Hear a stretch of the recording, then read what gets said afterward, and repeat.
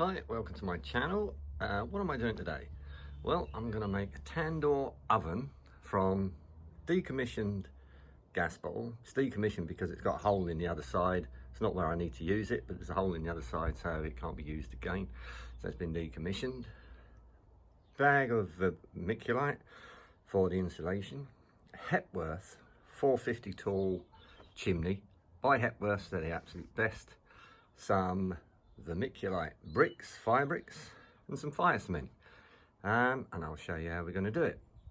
Idea is to cut that top off and the old handle, and that's going to come down, and that's going to form a dome in there, which will be the fire pit. So obviously I'll cut a door in there. Then I'll measure from the dome to the top of the chimney up, get it cut, fill it with the insulation, put a top on it, and we'll see how we go. Right, let's get cutting. Now I know some of you are going to ask, well, if you cut that off of that, how's it going to fit inside? I'll show you.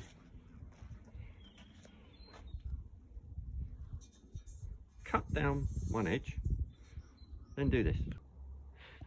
Then fit it in there, a tip to the wires, put that in first, spring it together, and then flip it to where you want it. And now you can see it fits.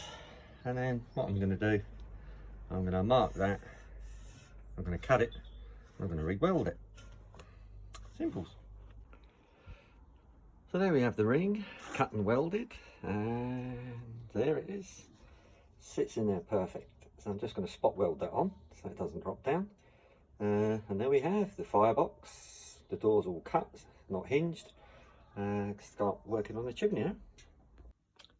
So in the cook chamber, I filled the void at the bottom with vermiculite chunks, and then there's a wire mesh on top of there. But what I want to do, I want to put vermiculite bricks along the bottom there, which will form the base, and then where the dome is, that will be the cook.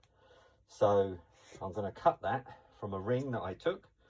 So I measured the chimney on top of the ring that would be in there, and it comes just above there. So then I cut another 60mm off. But what I'm going to do, I'm going to use the inside of this ring, put these bricks down like that,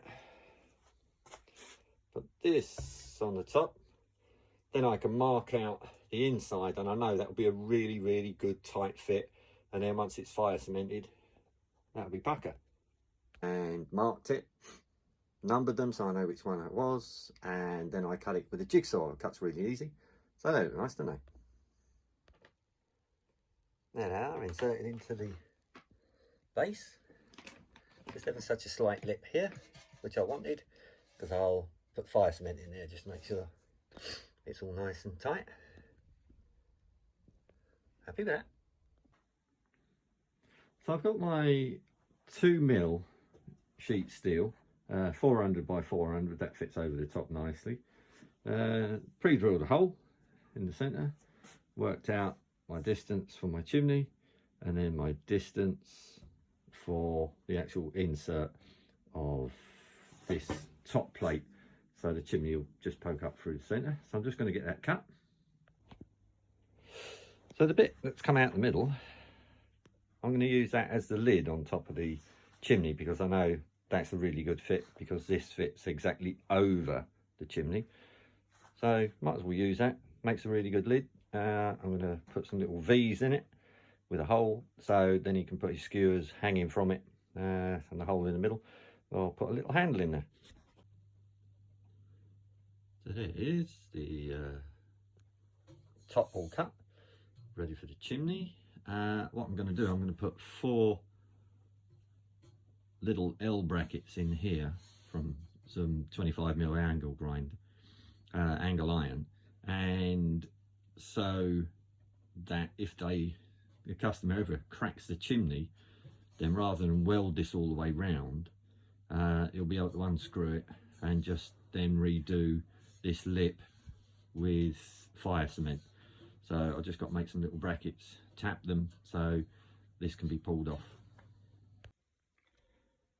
I've now welded the dome in and fire cemented it round, and I've put these lugs on because I want to be able to take this top ring off just in case the client breaks the chimney pot, and if it's all welded up then it's difficult. So I've put the brackets on, drilled and tapped them so this can come off, and then we can get the chimney out. And then this bit I cut out will be for the lid of the chimney, and I've got a little triangle cut out for the skewers. So I'm just going to let that set now. It's Sunday afternoon and I've got other things to do. So bye. So I've now fire cemented the chimney in place and put the handles on either side. I'm going to fill this with the vermiculite chippings and put the lid on, and then obviously, as you probably know, the fire cement only really cures once it's got quite a lot of heat in there. I only sort of set it with the heat gun, so I'm going to have a little fire in there, and that also cures the chimney, because obviously chimneys are around about 30 meters away from the actual fire source in a house, but here it's not that far away. So I'm going to have a little fire in there and slowly build it up over a couple of hours, and then that will cure the chimney, so it can really take the heat once you get a full-blown tandoor going. And I've taken the paint off as well, obviously sprayed there because it's under the handles. And then once it's all done, then it's going to get finished. So hopefully you'll see it all alight next. Just putting the first fire on the tandoor.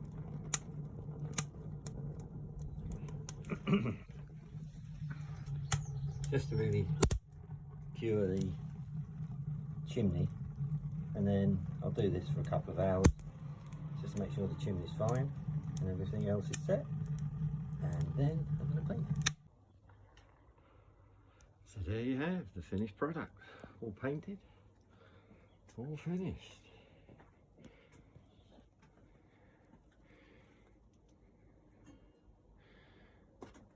I've got 2 fires in there, all working well.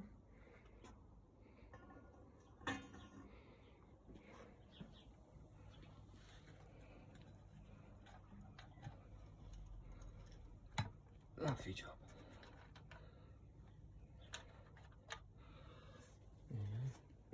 Built to last forever, that will never go anywhere but live forever.